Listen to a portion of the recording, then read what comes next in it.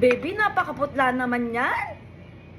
Ano ba yan? Puro creamer. Hindi, baby, kasi tikman mo muna. Kasi parang medyo mapait yung kape eh. Tikman Parang mo muna. asukal nilagyan ng kape. Alam mo naman, ayoko ng matamis na kape. Ayoko ng sobrang creamy. Para namang asukal yan na nilagyan lang ng kape. Bab, kasi parang medyo mapait nga yung kape. Kaya nga, sabi ko, tikman mo muna. Hindi mo pa nga natitikman eh. Tikman mo muna.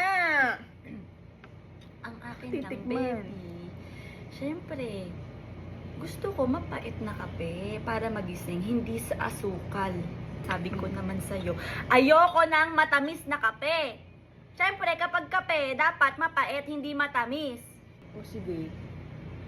Huwag ka nang magkape. At ikaw na magtitimpla sa susunod dahil dakdakan ng dakdak, hindi mo pa nga natitikman yung kape. Ikaw na magtimpla ng kape mo.